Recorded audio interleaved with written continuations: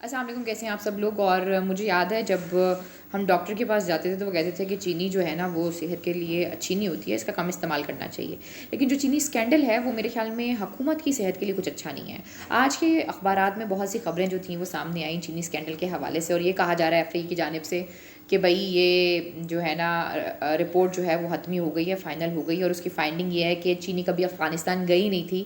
اور اس کے ساتھ ساتھ کیا کہتے ہیں ایف بی آر کے کردار کے حوالے سے سوال اٹھایا ہے کہ بھئی ان کے پاس نہ ڈاکومنٹ ہے اور نہ ہی ان کو ٹیکس ویکس کا پتہ ہے. اسی طرح ایس سی سی پی کے حوالے سے سوالات اٹھائے گئے ہیں. اب بات یہ وہی سوال ہیں جو سجاد باجوہ صاحب نے اٹھائے تھے. انہوں نے خط لکھا تھا اور سوالات کیے تھے، اور وہ سوال نہ ایف بی آر نے ان سوالوں کا جواب دیا، نہ ایس سی سی پی نے سوالوں کا جواب دیا. ہوا یہ کہ جو جواب آیا وہ یہ آیا کہ بھائی سجاد باجوہ صاحب جو ہے نا وہ بیسکلی فیسیلیٹیٹر ہیں، اور وہ فیسیلیٹیٹ کر رہے ہیں ایک وزیر کو اور اس کی فیملی کو، اور ان کے خلاف انکوائری ہونی چاہیے.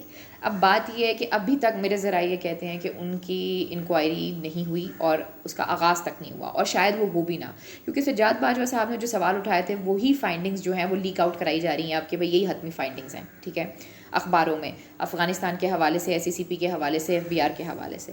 تو بات یہ ہے کہ آخر سجاد باجوہ صاحب کو کیوں ہٹایا گیا؟ صرف اس لیے ہٹایا گیا کہ حکومت کو تھوڑا ٹائم مل جائے، کیونکہ 5-6 دن پہلے یہ خبر آئی تھی اور 25 کو میرے خیال میں وہ رپورٹ آنی تھی. اب ڈیفینیٹلی سی بات ہے جب ایک سربراہ جو یونٹ کا سربراہ ہے اس کی کارکردگی کے اوپر یا اس کی پرفارمنس کے اوپر سوال اٹھے گا تو ڈیفینیٹلی پورا پروسیس جو ہے وہ ڈاؤٹ میں آ جائے گا. تو آپ نے بیسکلی بڑی اسمارٹلی جو ہے وہ ڈاؤٹ کریٹس کیے ہیں. اب اس کا فائدہ کسی ہو رہا ہے، یقینی سی بات ہے موجودہ گورنمنٹ کو اس کا فائدہ ہوگا، کیونکہ بہت سے ایسے لوگ ہیں جو اس وقت کیبنٹ میں بھی ہیں، بہت سے ایسے لوگ تھے جو عمران خان صاحب کے بہت قریب بھی تھے. اب دیکھنا یہ ہے کہ جو حتمی رپورٹ آتی ہے، جو فائنل رپورٹ آتی ہے، اس کے بعد ہوتا کیا ہے، کیا کسی کو سزا مل پائے گی؟ جو لگ رہا ہے وہ یہی لگ رہا ہے کہ شاید کسی کو سزا نہ دی جا سکے، کیونکہ یہ جو بات کی ہے کہ افغانستان تو گئی نہیں، یہاں بیچے گی، تو وہ بھی ایک عجیب سا سوال کھڑے کرتی ہے. اب دیکھتے ہیں کہ آنے والے دنوں میں اس حوالے سے کیا مزید پیش رفت ہوتی ہے. لیکن باجوہ صاحب جو ہیں، سجاد باجوہ صاحب، انہوں نے جو باتیں کہی تھیں وہ باتیں بالکل ٹھیک ہیں. ان کے خلاف انکوائری نہیں ہوگی، اور ان کے خلاف انکوائری اس لیے نہیں ہوگی کہ حکومت جو ہے وہ ٹائم لینا چاہتی تھی، اور سجاد باجوہ صاحب کے ذریعے وہ ٹائم ان کو مل گیا.